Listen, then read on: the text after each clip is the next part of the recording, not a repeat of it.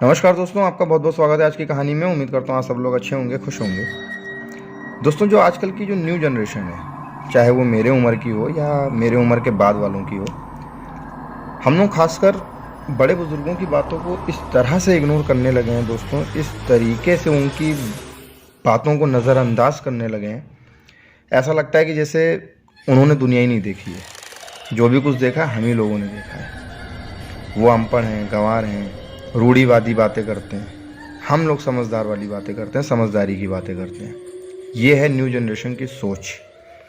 तो जो मैं आज आप लोगों के लिए कहानी लेके आया हूँ, एक पैरानॉर्मल एक्टिविटी, एक भूतिया कहानी, उसको सुनने के बाद आप भी शायद से एक बार गौर करेंगे। जब कभी आपके दादा, आपकी दादी, नाना, नानी, माँ, बाप, चाचा, चाची, बड़े पापा, बड़ी मम्मी आप लोगों को किसी चीज़ के लिए समझाएंगे, किसी चीज़ के लिए टोकेंगे, तब आप लोग भी एक बार सोचने पे मजबूर ज़रूर हो जाएंगे। तो कहानी पूरी सुनिएगा दोस्तों। जो आज की जो मैं हॉरर स्टोरी आप लोगों के लिए लेके आया हूँ, तो कहानी है दोस्तों बिहार में रहने वाले एक शख्स की, जिसका नाम था नितिन। बिहार के एक गांव में, नरपतगंज गांव है, नितिन नाम का एक शख्स रहता था अपने दादा दादी के साथ, अपने माँ बाप के साथ। पढ़ाई लिखाई में बहुत होशियार था दोस्तों, बहुत ज़्यादा होशियार था। अपने गांव में मतलब कि जिस क्लास में वो पढ़ता था, हर टेस्ट में, हर पेपर में रैंक्स आती थी, फर्स्ट, सेकंड, थर्ड, इस तरीके की। पढ़ाई लिखाई में बहुत होशियार था, लेकिन उसके अंदर एक खराबी थी। खराबी ये थी कि अपने बड़े बुज़ुर्गों की बातों को वो रूढ़िवादी बातें मानता था। वो समझता था कि मेरे जो बड़े बुजुर्ग हैं उन्होंने दुनिया ही नहीं देखी है। जो भी कुछ देखा है मैंने देखा है, क्योंकि मैं पढ़ रहा हूँ, लिख रहा हूँ, समझदार हूँ। वो उसकी एक गलत सोच थी दोस्तों। तो बिहार में नरपतगंज गांव में एक स्कूल से पढ़ाई लिखाई करके निकलता है। पढ़ाई लिखाई में बहुत अच्छा था, डॉक्टरी करना चाहता था, जिसके लिए वो नोएडा में जाके पढ़ाई लिखाई करता है, MBBS की नौकरी करता है। स्कूलिंग लाइफ उसने जो है अपने ही गांव नरपतगंज गांव से पूरी करी थी। उसके बाद नोएडा में जाता है, अपने माँ बाप से परमिशन लेके। पढ़ाई लिखाई अच्छा था, टॉपर, 12th क्लास में टॉप रैंक आई थी। तो सरकार ने जो मुआवजा देते हैं, सरकार जो पढ़ाई लिखाई पे जो इंसेंटिव देती है, इंसेंटिव में नोएडा जाता है। माँ बाप ज़्यादा पैसे वाले थे नहीं, गांव एरिया में रहता था, तो इतना पैसा कौड़ी था नहीं। तो सरकार की इंसेंटिव से वो नोएडा जाता है पढ़ाई लिखाई करने। वहाँ पे MBBS की पढ़ाई लिखाई शुरू कर देता है। देखते ही देखते 2002 में उसकी डॉक्टरी की पढ़ाई पूरी हो जाती है। डॉक्टरी की पढ़ाई करने के बाद वहाँ पे एक हॉस्पिटल में अच्छा खासा एक डॉक्टर बन चुका था, सरकारी जॉब लग चुकी थी साल डेढ़ साल के अंदर। और ये सब करते कराते 2004-2005 का साल आ जाता है और वो नोएडा में ही एक सरकारी डॉक्टर के रूप में काम करने लगा था। एक दिन उसी के गांव में के बगल में ही उसकी बुआ का भी घर था। एक दिन बुआ का फ़ोन आता है उसके पास, बोलती है कि तेरे फूफा की तबीयत ज़्यादा ख़राब है, ये प्रॉब्लम है, काफ़ी डॉक्टरों को दिखाया लेकिन वो सही नहीं होने को आ रहा है, तो ऐसा करो कि एक बार तुम भी आके देख लो। फ़ोन पे बातचीत होने के बाद उसको बहुत बुरा लगता है। वो सोचता है, यार मैं नोएडा में रह के लोगों को देख रहा हूँ, लोगों की बीमारियों को दूर कर रहा हूँ, लेकिन मैं अपने ही परिवार के लोगों की बीमारियों को दूर नहीं कर पा रहा हूँ। उसके बाद वो अगले ही दिन अपने गांव जाता है। नरपतगंज गांव था, 10 से 12 किलोमीटर की दूरी पे ही एक गांव और था, वहाँ पे उसकी बुआ का घर था। खैर, नोएडा से रात में, शाम के टाइम पे करीब 6 से 7 बजे के आसपास वो अपने गांव पहुंचता है नरपतगंज। माँ बाप के साथ समय बिताता है, खाना पीना खाता है, अपने माँ बाप को फ़ोन करता है कि बुआ का फ़ोन आया था, ऐसा ऐसा है, तो मैं जा रहा हूँ। घर पे एक बाइक थी, लेकिन माँ बाप के पास पैसे नहीं थे और बाइक चलाने वाला भी कोई नहीं था। ये जो नितिन था यही चलाता था, लेकिन अब ये नोएडा में जाके रहने लगा था, तो बाइक चलाने वाला भी कोई नहीं था उस घर में। तो बाइक ख़राब थी। बाइक को स्टार्ट करने की कोशिश करता है लेकिन बाइक स्टार्ट नहीं होती है। रात के करीब 10 साढ़े 10 बज चुके थे। नवंबर का महीना था, सन 2004। बाइक को बहुत कोशिश करता है कि स्टार्ट हो जाए लेकिन नहीं स्टार्ट हो रही थी। खैर फिर वो सोचता है कि ठीक है, अपने माँ बाप को बोलता है कि माँ, मैं आज ही रात में बुआ के घर जाऊंगा और फूफा को देखूंगा, जो भी कुछ हालात होंगे उस हिसाब से उनका इलाज करूंगा 1-2 दिन वहीं रह के। उसके बाद मैं वहीं से वहीं नोएडा चला जाऊंगा क्योंकि मेरे पास ज़्यादा दिन की छुट्टी मुझे नहीं मिली है। इतना बोल के वो निकल ही रहा होता है, तभी अचानक उसके जो दादाजी थे वो बोलते हैं कि बेटा, नरपतगंज बस स्टैंड से नरपतगंज जो बस स्टैंड है वहाँ से बस मत पकड़ना। और रात का समय है, 11 बज रहा है लगभग। वहाँ से बस मत पकड़ना, खबरें बहुत उल्टी सीधी खबरें आ रही हैं उस बस स्टैंड की। तो कोशिश यही करना कि शहर से में जाना, वहाँ से बस पकड़ना अपनी बुआ के घर के लिए। नरपतगंज बस स्टैंड से बस मत पकड़ना। उसके दादा बोलते हैं, लेकिन जैसा कि मैंने आप लोगों को बताया, नितिन को लगा कि अरे ये रूढ़िवादी बातें मेरे से कर रहे हैं, मैं इतना पढ़ा लिखा। खैर दादा ने उसको पूरी बातें तो नहीं बताई क्योंकि उसने पूछने की कोशिश भी नहीं करी नितिन ने अपने दादा से। तो वो अपने दादा को मनाने के लिए, हाँ ठीक है दादा, मैं शहर में जाके बस पकड़ लूँगा और वहीं से वहीं निकल जाऊँगा बुआ के घर के लिए। इतना कह के वो घर से निकल जाता है। लेकिन पढ़ा लिखा दिमाग नरपतगंज बस स्टैंड में जाके खड़ा हो जाता है। करीब 1 से 1.5 घंटे खड़े होने के बाद, इंतज़ार करने के बाद, 12:30 बजे जब उसको लगता है कि कोई बस नहीं आ रही है, तो वो सोचता है कि क्यों ना दादाजी जो बोल रहे थे वो सही बोल रहे थे, जाके शहर में ही जाके क्यों ना बस पकड़ लिए अपनी बुआ के घर के लिए, अपनी बुआ के गांव के लिए। 12-15 किलोमीटर दूर था गांव उसकी बुआ का। तो वो सोच ही रहा होता है और 2-4 कदम बढ़ता ही है, वैसे ही उसको एक पुरानी घिसी पिटी बस की हॉर्न सुनाई देता है। और उस बस से कंडक्टर आवाज़ लगा रहा था कि फलाने गांव का, ढिमाके गांव का। तो उसकी बुआ का गांव का भी नाम लेता है। तो वो उस बस में बैठ जाता है। बैठने के बाद पढ़ा लिखा दिमाग, न्यू जनरेशन, 2-4 किलोमीटर ही आगे बढ़ी होगी बस, तभी उसको उसके बगल में जो थी एक बूढ़ी सी औरत बैठ रखी थी। तो सोचता है कि पहले अम्मा से ही बातचीत कर लें, 10-12 किलोमीटर का सफ़र है, समय निकल जाएगा बातचीत करते करते। वो अम्मा से बोलता है कि हालचाल लेता है कि अम्मा आप कहाँ से हो, क्या करने जा रहे हो, कहाँ से आ रहे हो, कहाँ जा रहे हो, बातचीत करने लगता है।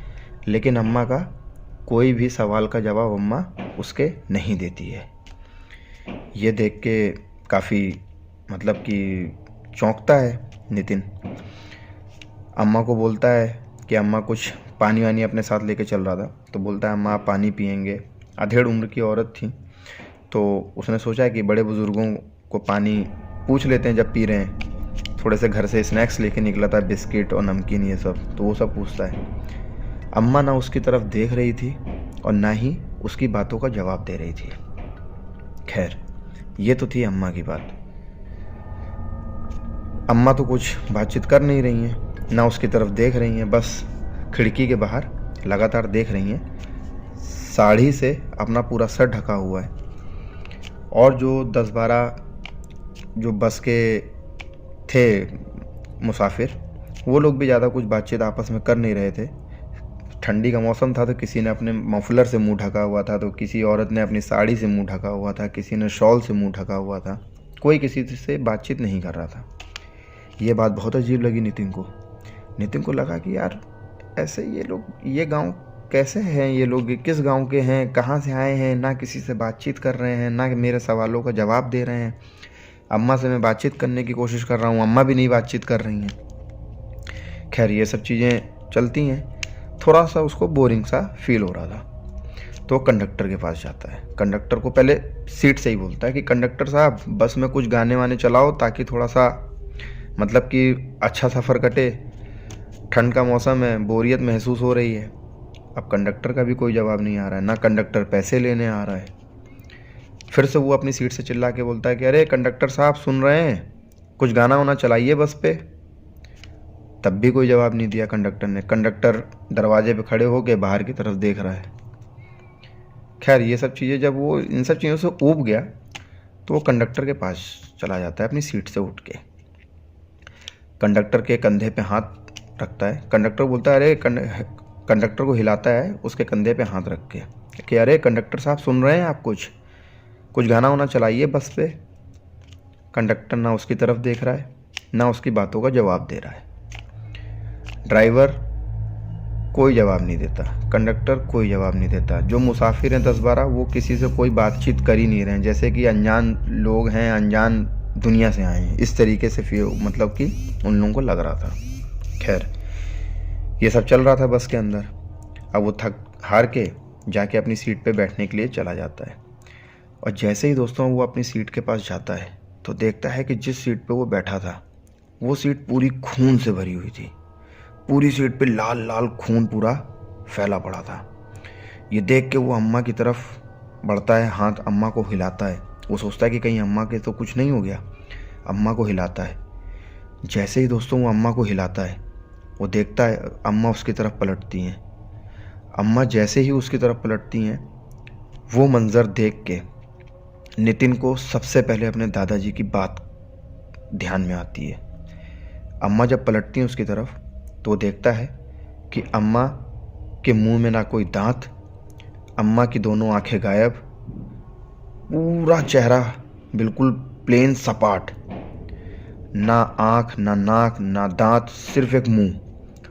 और जैसे ही वो मुंह एक बड़ा सा मुंह फैलता है, बड़ा सा मुंह जैसे ही फैलता है तो देखता है कि बड़े से मुंह से काले कलर की तितलियां, काले तक कलर के पक्षी, ये सारे निकल के आ रहे हैं। वो इतना डर जाता है, वो तुरंत उस अम्मा की तरफ से भाग के कंडक्टर के पास जाता है। कंडक्टर को हिलाता है, अरे कंडक्टर साहब वो अम्मा कौन है, क्या है, उनको ये चीज़ें है, ऐसा ऐसा सब बताता है। कंडक्टर की तरफ वो देख नहीं रहा है, वो अम्मा की तरफ ही देख रहा है और कंडक्टर को हिला रहा है और कंडक्टर को बोल रहा है। जैसे ही कंडक्टर की तरफ उसकी नज़र जाती है तो वो देखता है कंडक्टर उसकी तरफ घूर के देख रहा है। उसकी आंखें तो थी लेकिन बिल्कुल लाल और बड़ी बड़ी आंखें। जब उसका मुंह खुलता है तो उसके मुंह से भी दांत गायब और एक भूत प्रेतों की तरह वो हंस रहा है। यही सब चल ही रहा था कि देखता है कि जो 7-8 और मुसाफिर लोग जो बैठे हुए हैं उनका भी मुंह बिल्कुल खुला हुआ, सब उसकी तरफ उसको ही घूर रहे हैं, नितिन को ही, और नितिन की तरफ बढ़ के आ रहे हैं। नितिन इतना डर चुका था उस समय, इतना डर चुका था, लिटरली बता रहा हूँ कि मतलब जैसे जैसे वो लोग उसकी तरफ बढ़ रहे हैं नितिन पीछे अपने कदम खींच रहा है। कदम खींच रहा था लेकिन दरवाज़ा खुला हुआ था। एक स्पीड ब्रेकर आता है, सीधा वो बस के नीचे गिरता है। बस के नीचे गिरता है लेकिन किस्मत बोल लो या वो समय अच्छा बोल लो कि वो जहाँ पे गिरा वहाँ पे पूरा धूल और रेत और मोरंग टाइप की पड़ी थी, जिसकी वजह से उसको कोई चोट चपेट तो नहीं लगी, लेकिन हाँ थोड़ा सा उसके सर पे पीछे की तरफ चोट लग गई थी जहाँ से खून निकलता है। और गिरने के बाद वो तुरंत बेहोश हो जाता है। बेहोश होने के बाद जब उसकी आँख खुलती है तो जब वो मंज़र देखता है तो रात का समय जा चुका था, सुबह हो चुकी थी, उजाला हो चुका था। एक ट्रैक्टर की आवाज़ उसको सुनाई देती है। वो तुरंत खड़ा होता है, सर पे हाथ लगाता है तो सर पे चोट लगी थी। वो अपने सर को पूरा रुमाल से बांधता है ताकि खून ज़्यादा ना बहे, लेकिन इतनी भी बड़ी चोट नहीं थी कि उसको कुछ होता। वो ट्रैक्टर को हाथ दिखाता है, ट्रैक्टर वाले से को मतलब कि बोलता है कि मेरे साथ रात में ऐसा ऐसा चीज़ हुई। ट्रैक्टर वाला उसके पास जब जाता है तो वो बताता है सारी बातें कि मेरे साथ ऐसी ऐसी सारी सब वारदात हुआ रात के समय पे, और मैं इस जगह से आ रहा था नरपतगंज बस स्टैंड से, मैंने बस पकड़ी और ऐसा ऐसा सब कुछ हुआ मेरे साथ पिछली रात। तो ट्रैक्टर वाला उसको एक सेंटेंस बोलता है, जिसके बाद मुझे नहीं लगता है कि वो उसके बाद बड़े बुज़ुर्गों की बातों को रूढ़िवादी बातें मानता होगा। ट्रैक्टर वाला बोलता है कि जब तुम अपने घर से निकल रहे थे, तुमने बताया नरपतगंज बस स्टैंड से तुमने बस पकड़ी। जब तुम अपने घर से निकल रहे थे तो तुम्हारे घर के बड़े बुज़ुर्गों ने कुछ तुमको बोला था? तो बोलता है कि हाँ, मेरे जब घर से निकल रहा था तो मेरे दादाजी ने बोला था कि आप नरपतगंज बस स्टैंड से बस मत पकड़ना, क्योंकि आजकल बहुत बुरी बुरी खबरें सुनाई दे रही हैं। तुम भी न्यू जनरेशन के हो, ट्रैक्टर वाला बोलता है, तुम भी न्यू जनरेशन के हो। तुमने अपने दादा की बातों को इग्नोर किया, उनको बातों को रूढ़िवादी माना और अपने आप को समझदार माना। तुम खुशकिस्मत हो कि तुम जिंदा खड़े हो, क्योंकि जिस जगह से तुमने बस स्टैंड पकड़ी थी उस जगह से डेली 12:30 से 12:30 के बीच में एक हॉन्टेड बस चलती है, जिसमें 7-8 मुसाफिर बैठे रहते हैं, एक कंडक्टर रहता है, एक अम्मा रहती हैं। वो पूरी कहानी बताता है, लेकिन वो मुसाफिर नहीं होते हैं, वो एक भटकती आत्माएं हैं। तो नितिन बोलता है कि ऐसा कैसे हो सकता है कि मैं तो कई सारी बसें चलती हैं और कितनी बार मैंने बसों में सफ़र किया है। तो बोलता है शायद से तुमको पूरी कहानी नहीं बताई है तुम्हारे दादाजी ने। वो बताते हैं कि नरपतगंज बस स्टैंड में आज से करीब 15 साल पहले, मतलब कि 1990 के आसपास, जंगल एरिया हुआ करता था। नरपतगंज बस स्टैंड पे बस रुकती है। उसी समय उस बस स्टैंड पे 20 से 25 जो लुटेरे होते हैं वो बस के अंदर घुस जाते हैं। उसके अंदर 10-12 मुसाफिर थे, कंडक्टर था, ड्राइवर था, अम्मा थी। उन सब से लूटपाट करते हैं और उनको सबको गोलियों से भून देते हैं और सीधे तौर पे उनका कत्ल कर देते हैं। तो वही बस डेली 12 से 12:30 बजे तक उस बस स्टैंड पे आती है, मुसाफिरों को लेके जाती है। एक तरीके से बोला जाए तो वो एक हॉन्टेड बस है, और उस बस में जो सवारी करते हैं, जो मुसाफिर होते हैं, वो भी सब भूत प्रेत आत्माओं का एक पूरी दुनिया है वो। अब वो उन्हीं डाकुओं को ढूंढ रहे हैं जिन्होंने उनको मारा था, और जो कोई भी उस बस में चढ़ा है वो कभी जिंदा नहीं बचा है। ये तो तुम्हारी खुशकिस्मती है, तुम्हारा अच्छा समय था कि जो तुम जिंदा बचे हो। उसके बाद नितिन अपनी बुआ के यहाँ जाता है, किसी तरीके से बुआ को पूरी कहानी बताता है। उसके बाद बुआ उसको समझाती हैं, थोड़ा सा गंगा जल और ये सब चीज़ें देती हैं, बोलती नहा लो, पूजा पाठ कर लो। तो वो अपना पूजा पाठ करता है, नहाता है। उसके बाद अपने फूफा से पूरी उनकी बीमारी का इलाज करता है 2-3 दिन वहाँ रह के, और उसके बाद सीधा वो अपने माँ बाप के घर आता है और अपने दादा से गले लग के रोने लगता है और अपने दादा को पूरी बात बताता है। उसके बाद वो दादा बोलते हैं उसके कि बेटा, बड़े बुजुर्गों की बातों को कभी इतनी आसानी से इग्नोर नहीं करना चाहिए। अगर वो कुछ बोल रहे हैं तो इसका मतलब कि उस बात के पीछे कोई तर्क होगा, कोई वितर्क होगा। और उस दिन का दिन है और आज का दिन है। नितिन ने कभी भी फिर अपने बड़े बुजुर्गों की बातों को कभी इग्नोर नहीं किया। और जिस शख्स की मैं कहानी आप लोगों को सुना रहा हूँ वो मेरा ही एक परिचित दोस्त है, जो कि नोएडा में MBBS है, डॉक्टर है, और आज वो नोएडा में ही मतलब डॉक्टरी का पूरा काम देख रहा है और नर्सिंग होम खोल चुका है अच्छा खासा। तो ये थी दोस्तों आज की एक हॉन्टेड बस की एक पूरी कहानी।